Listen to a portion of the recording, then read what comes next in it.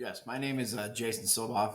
I'm a student in the Master's for Educational Learning at Eastern Washington University.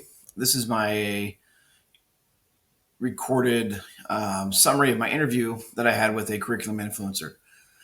This week, I was lucky enough, I actually attended a curriculum training on Washington State's STI training at the Puyallup tribe, which I had the opportunity to actually go with our director of secondary curriculum education, and at the Sumner Bonnie Lake School District. Her name is Cassie Meath. During my quick interview, when I was discussing asking some important questions as far as how what her role is as far as curriculum development within the district, and what things we focus on, especially at our district, when we're looking at developing and evaluating curriculum. I've had the opportunity to be a part of several of them in our social studies department over the last few years. But it was good to sit down and kind of ask her some specific questions, especially after going through aspects of this class. The first thing I kind of asked her is kind of what we looked like, or what we look for or define as a high quality curriculum. The biggest thing that came out of the interview that I had with Cassie was our district really focuses on highly aligning any curriculum to standards, the Washington State standards, Common Core standards that we use for ELA, and then science standards that we use, Washington State science standards. The other really aspect, the biggest piece I got out of it is that a high quality curriculum in our district really also needs to have an equity piece to it, to make sure that it is accessible to all of our students, and that there are supports and methods and units and pacing guides that are there available for teachers. I then asked some questions as far as kind of what our process was, having a little bit of experience with that. It was good to kind of get her how she breaks it down. Our district does follow a strategic approach to curriculum evaluation and design that was aligned very closely to what we'd already witnessed as far as the Dr. Holden or interview or mini lecture that we had a couple of weeks ago in our class. And our district looks at it this way, and they approach curriculum evaluation design in some very specific steps.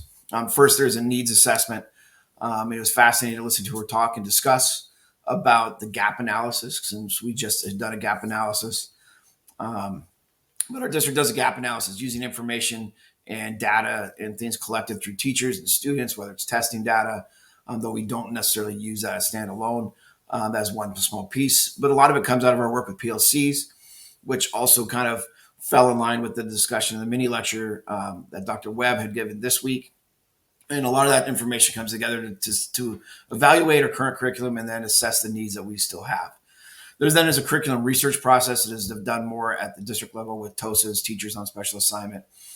Before that, eventually some stakeholder engagement where we gather the curriculum team to look at it and really start to focus on 2 or 3 different curriculums. Following that is a pilot implementation. And then after that pilot implementation, there's a data review and a revision process that goes into place.